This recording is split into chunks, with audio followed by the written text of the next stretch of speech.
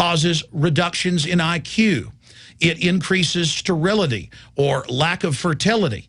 And it's being added to so many of the daily staples that we consume. We'll get back to food additives in a moment. But first, I wanted to look at genetically modified organisms.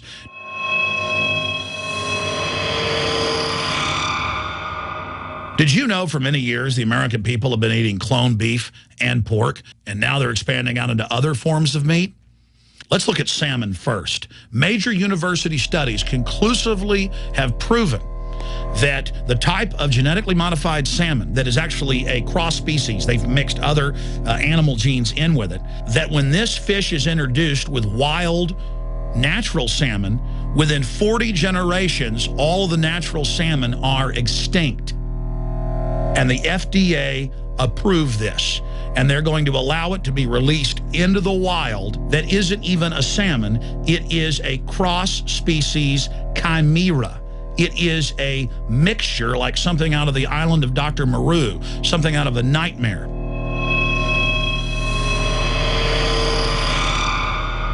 More than 85% of the corn now consumed in the United States, and it's also starting to trend that way in Europe and Canada, is genetically engineered. It grows its own pesticide within the corn kernels so that insects won't eat it. If the insects can't eat this and live, what do you think is going to happen when lab rats or humans eat it? We have literally hundreds of studies showing that not just Monsanto's, but other major GMO companies' corn, and that's the majority of corn we're now eating today in the United States, has been linked to organ failure in lab animals. The studies also show massive increases in sterility in rats and guinea pigs that are fed not just GMO corn, but GMO cotton seeds.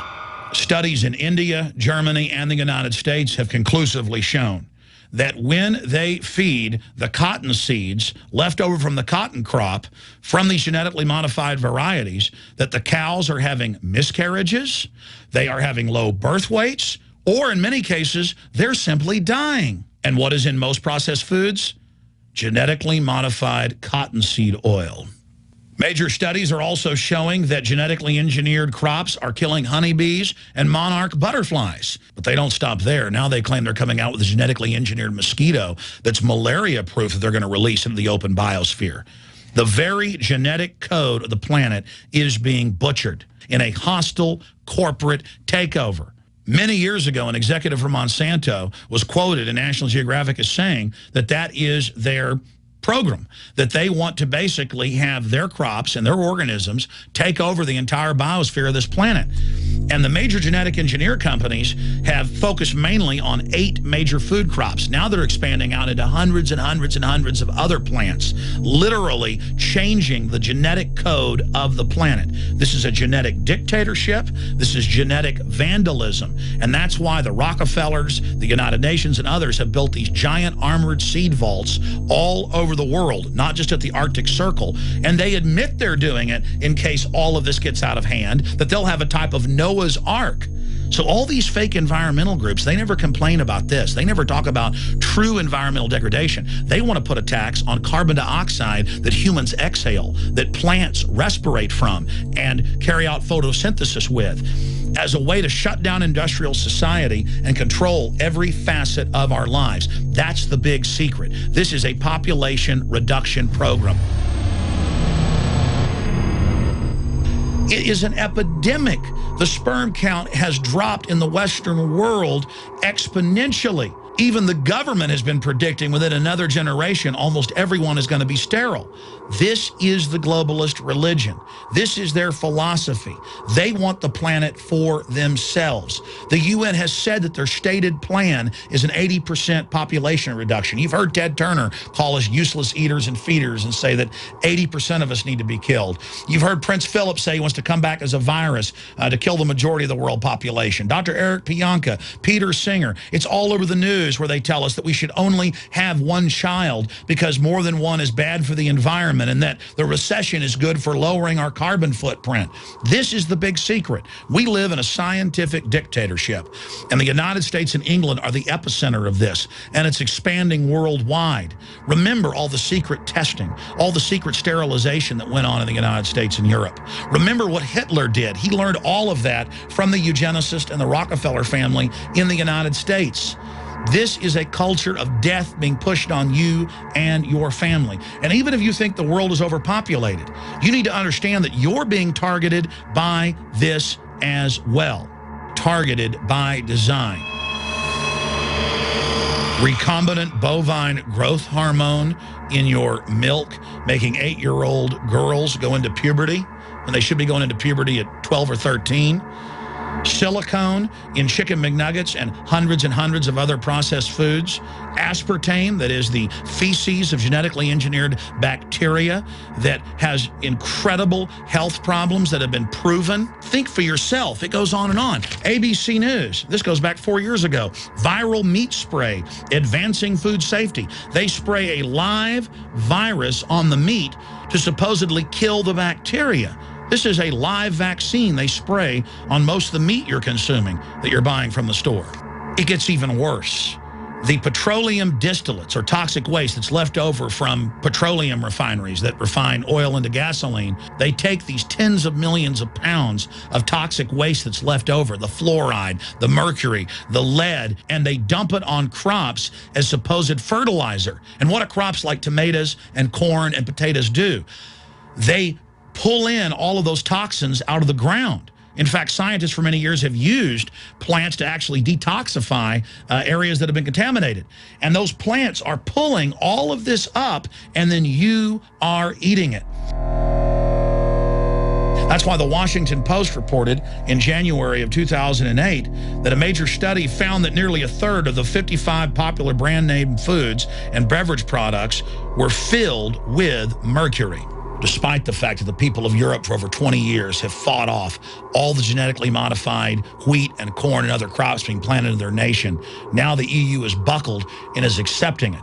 The United States is literally a testing ground for all of this. It's just automatically approved.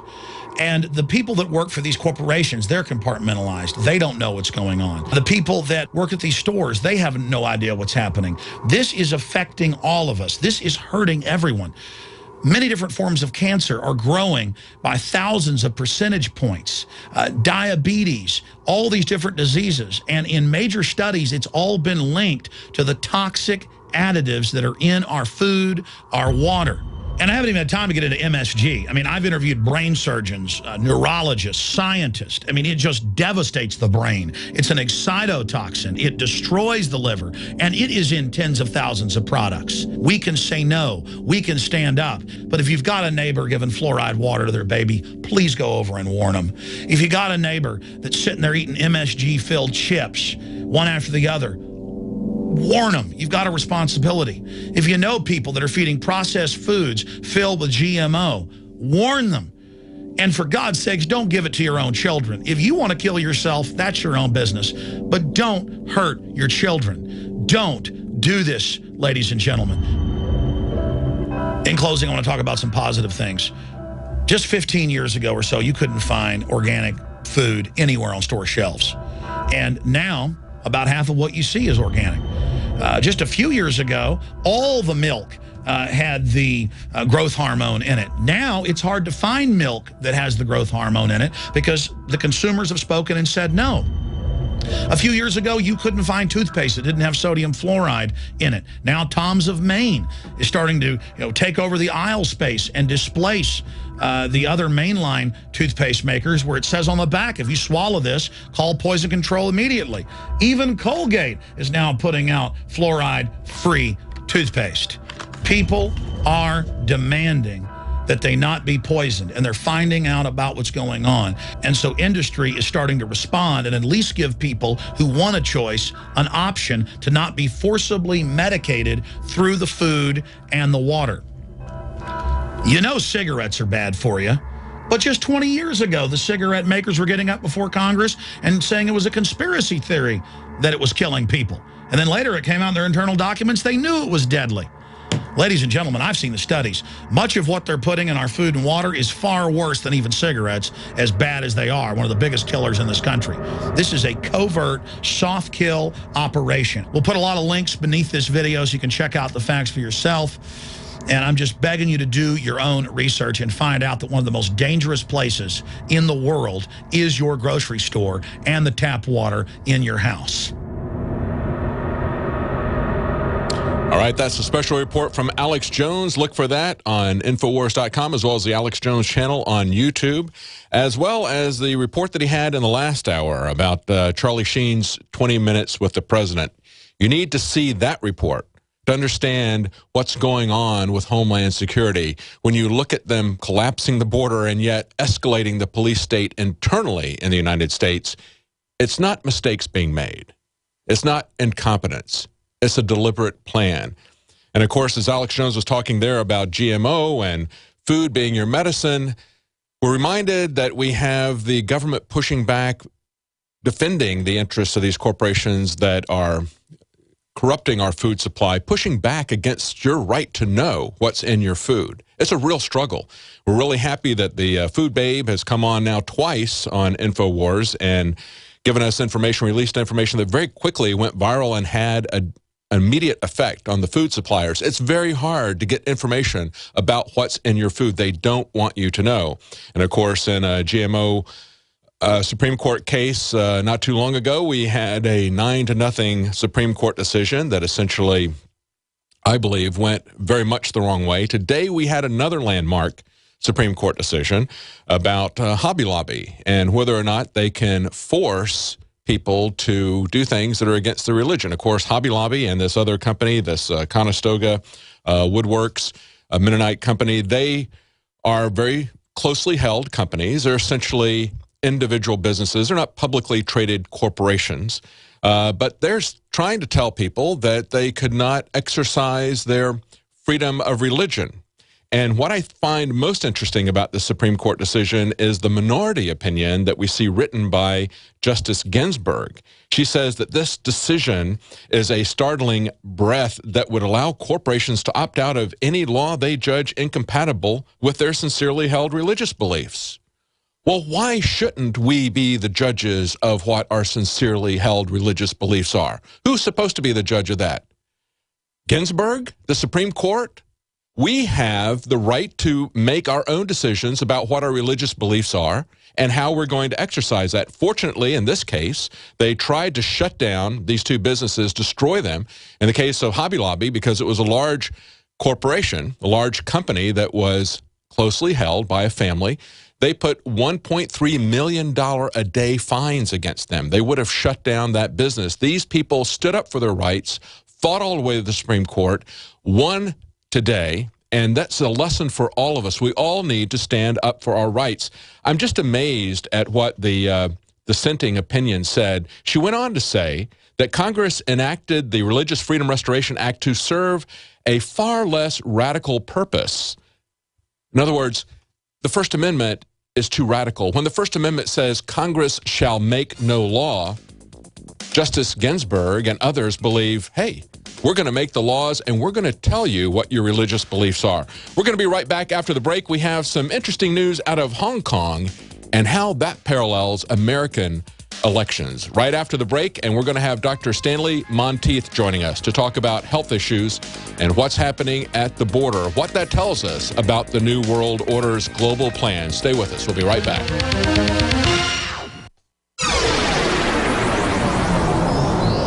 This is GCN, the Genesis Communications Radio Network.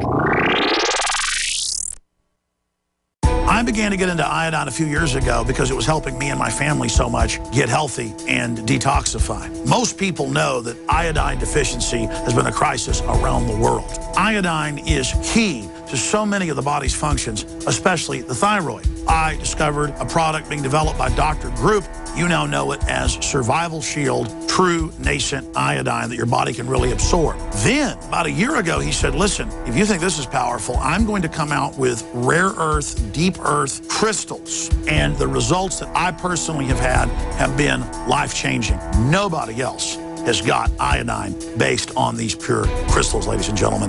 This is innovating, and the best part is it helps fund Infowars.com, the radio show, the TV show, the whole media operation promoting true libertarian ideas. For a limited time, experience the ancient power of Survival Shield X2. Take advantage of this unprecedented 30% off Super Detox special at InfoWarsLife.com.